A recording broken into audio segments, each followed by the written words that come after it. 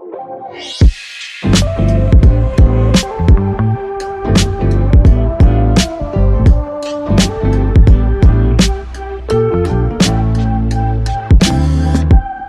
everyone. Welcome to Soul Podcasting. My guest today is Kelly Schuknecht, and she is a marketing strategist and thought leadership expert with nearly 2 decades of experience helping entrepreneurs and professionals elevate their brand. She's also the founder of 2 Mile High Marketing, where she works with businesses to refine their messaging, grow their visibility, and create impactful marketing strategies. And she's a podcast host as well. Her podcast is Beyond the Bestseller, and she empowers women to share their stories and build thriving platforms. We're going to talk about all this today with Kelly. Thank you so much for being here today.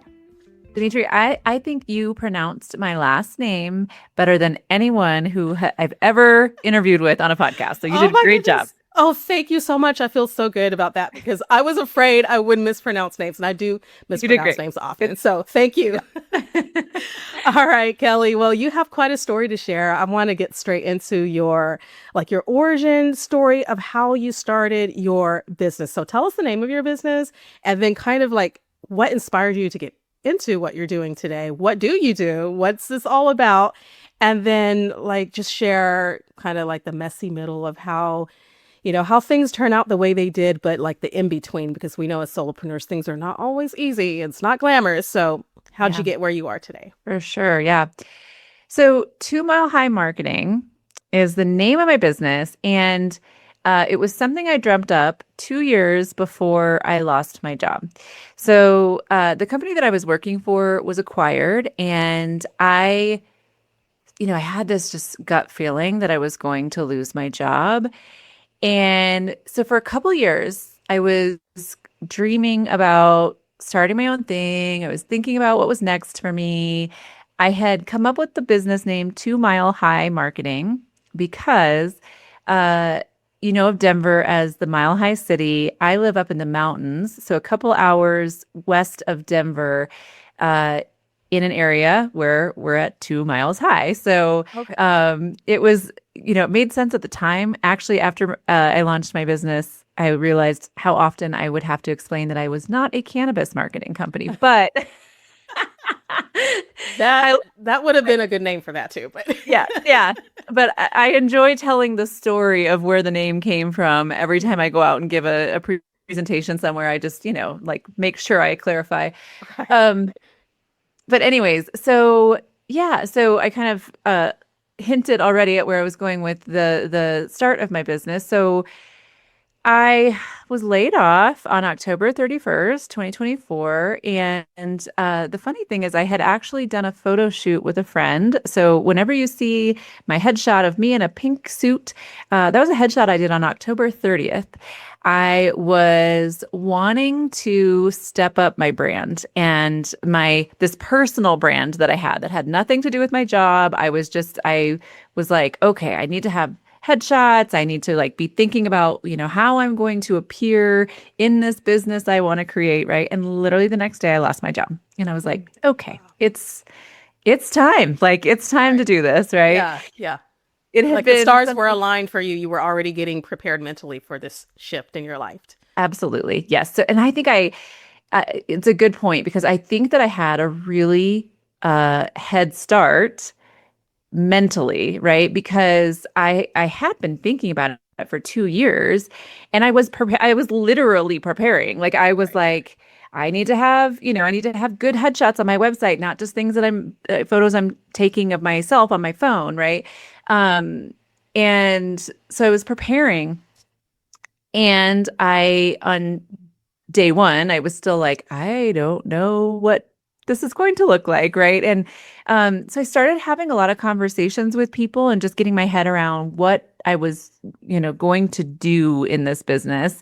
Dreaming about it and actually implementing it are 2 very different things. For sure. Right. Right. We're all daydreamers. We love, business owners, we love thinking about the future and planning but the actual getting the work done, that's the hardest part. Yeah. Yeah. And making the decisions that, because I did have to say, okay, here's what we offer. Here's what we need, here's what's on the website. Here's pricing, right? Like those Right. things that like I need to know what I'm telling people when I am lucky enough to have a sales conversation. And so I made those decisions very, very quickly at the start, and Mhm. not everything was perfect, right? Like there's adjustments I had to make over time, but I think the biggest key at first was making those decisions quickly, acting as quickly as I was capable of. You end up getting pulled in a million directions, but yeah. And so what I decided to do with my business was taking my 20 years of experience. I had worked for 10 years in publishing, Mhm. had kind of a personal brand around kind of just writing, publishing. I had some kind of author clients that were just like a side hustle kind of thing for me that I always kind of dabbled in that area, even though I had not been in that world for a few years. And then I had the second half of my career was in marketing. So I built a marketing team.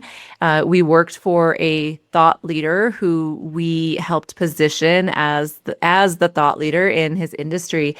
And I thought, you know what? I want to help other people do what we did for my former boss. Wow. And so I created kind of a service package that was helping business owners develop their thought leadership platform, getting speaking events, getting podcast interviews. Podcasting helps you kind of get your message down. We do the LinkedIn management. So we post for our clients on LinkedIn, and ghostwriting, because a lot of times business owners are like, I need to go out and speak. I need to have a book. I need to, have this thought leadership presence. They know that they need that in order to grow their business, but they're busy and they need help with that. So those things that I kind of put some like a system, kind of a process to, like, Mhm. this is what we're going to do. It took off really quickly. Oh, that's so awesome. This sounds like, okay, so you're a fractional marketing consultant as well. Can you kind of explain a little bit about what Yeah. that is? Because after everything you've just shared, I'm thinking that that is what fractional marketing is, but maybe clarify that a bit. Let me clarify, because Okay. so I'm glad you asked this, because when I first, so 2 Mile High Marketing at first, before I actually said anything about what we were going to do, Mhm. in my mind, we were going to be a fractional service provider, a fractional CMO service.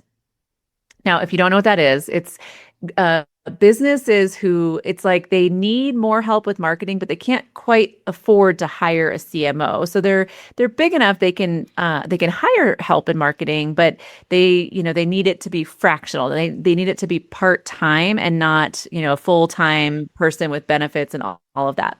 Right. So that was what I thought I was going to do. But when I really had to decide what was going on my website and how we were positioning ourselves, I created this speaker elevation package. So what I talked about with thought leadership development is what I call it a speaker elevation package. So it's a very specific offering that we do.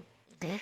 We also do outsourced marketing, and I call it outsourced marketing rather than fractional, being a fractional CMO, because I think for smaller businesses, they see that as like, I don't need a CMO. I just need help getting stuff done, right? Like it's so my team is more of an outsourced marketing.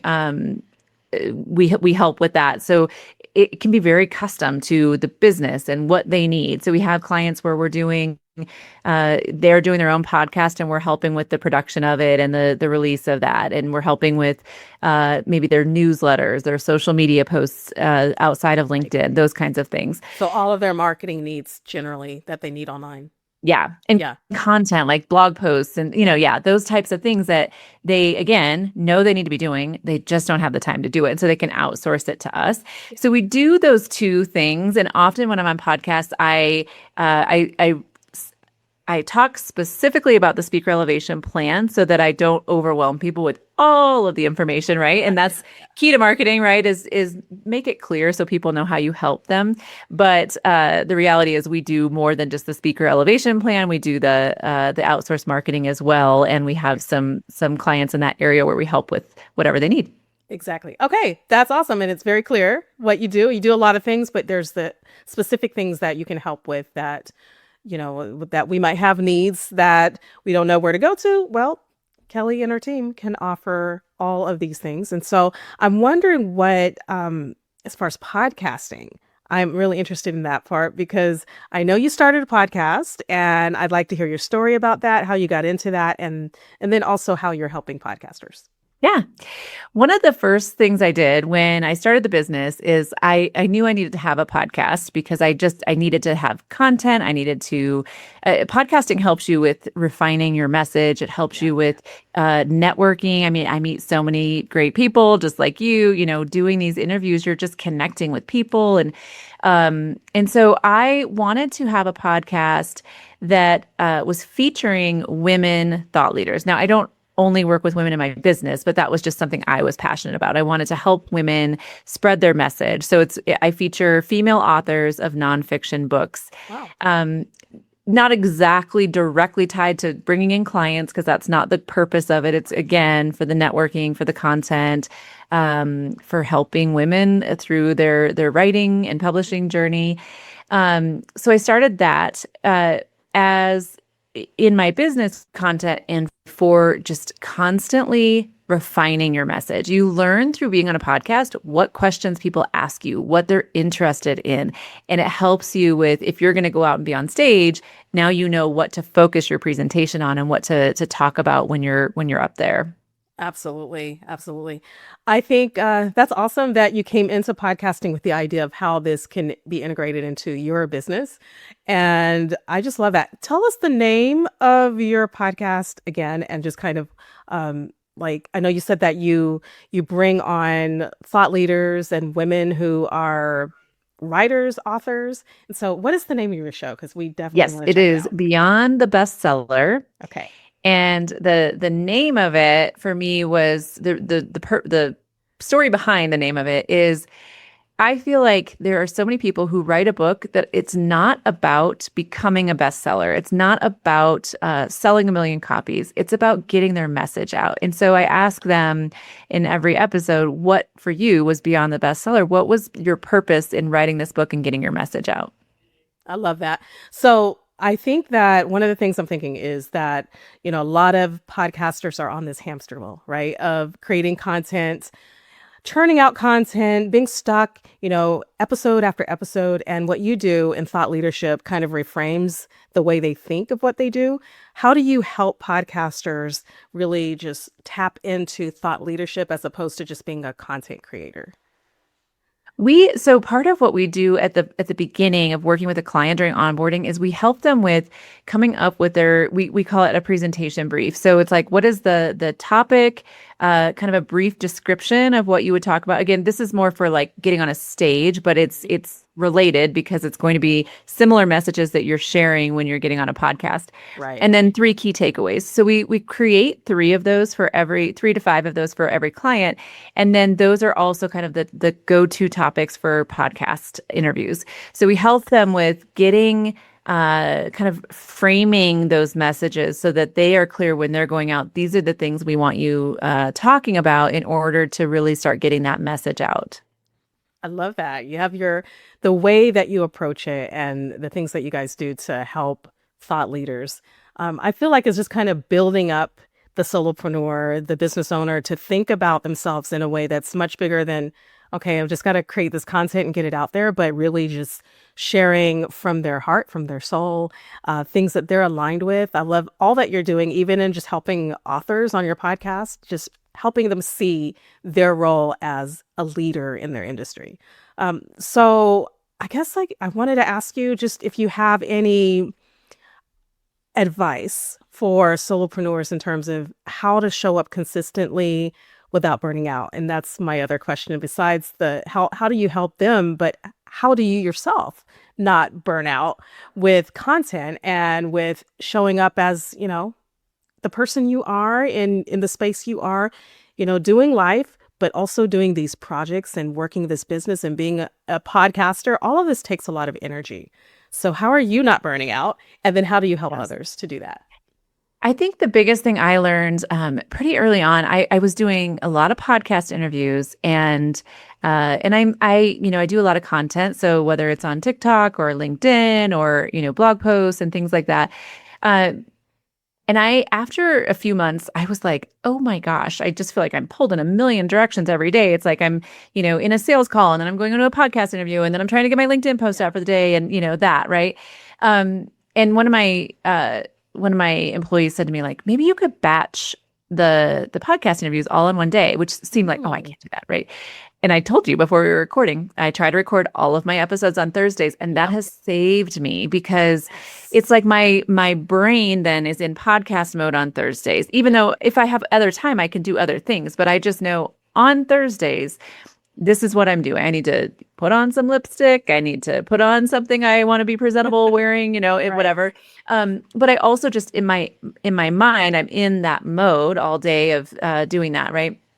And I also do some of my admin for my own podcast on that day. So it's just a day where like that's where my brain is. Similarly, I did that with LinkedIn content. So I will spend Monday morning in 1 hour, I can prepare and schedule out all of my content for the week. And I typically try to do every single day, like 5 days a week. And it only takes an hour when I do it, so you're it's getting your brain in that mode. And this is what I'm working on right now. Right. And so I schedule out everything for the week. Then I don't have to think about it again. I need to go into LinkedIn. I need to check, I need to engage, but I don't need to be thinking about content ideas every day of the week. That has been a lifesaver for me too. I think I call it, I got this word from a book that I was reading recently. Like, it's not just batching, but it's putting all of your similar activities together. There's a word for it, and there's atomic habits. Is it? Shoot, I know what you're talking about. Cal Newport talks about it. Habit stacking or habit stacking? Yeah, something like that. Okay, I don't know, but Cal Newport talks about this on his podcast a lot. Yep. Oh, I've got to listen to it then. Yeah. Yes, absolutely. Because I think it's just this psychology of having all similar activities just kind of grouped together, and then you kind of just like churn through it really fast, and you get things done quicker because it's the same habits, the same type of activity. You just kind of repeat it and it just gets done faster. So I love the idea of having that 1 or 2 days of the week where, okay, this day I'm just recording, this day I'm just editing, this day I'm, that kind of thing is what's working for me also. And I feel like that is one of the best pieces of advice we can give ourselves as podcasters is it's okay to batch. That might be your favorite day of the week where you do your interviews and you can just get everything scheduled on that day. It's a lot easier. I love that. Would you tell us how we can listen to your show one more time, and then like how we can reach you for all of the things that you guys do for marketers? Yeah. So it's Beyond the Bestsellers, the name of the podcast. It's on every platform where you can watch or listen to podcasts. It's also on YouTube. So Beyond the Bestseller. If you are interested in personal branding, I also have soon we'll have a book coming out and a course that I'm launching on how to develop your personal brand. Awesome. So I'll share with you, Demetria, the link I have a personal brand quiz that you can take, which will help you. It's like 3 minutes. It's free. It's a great resource for people who are wanting to develop their personal brand, and it gives you some tips of things to work on to develop your brand. And when you take that, then I will message you when the course is available, so you will be able to sign up for that if you're interested as well. Thank you, Kelly. I love how you brought branding and marketing and all the things associated with owning a business, as well as podcasting together. And so I appreciate your support on this show today and love the conversation. Thanks for having me on. You're welcome.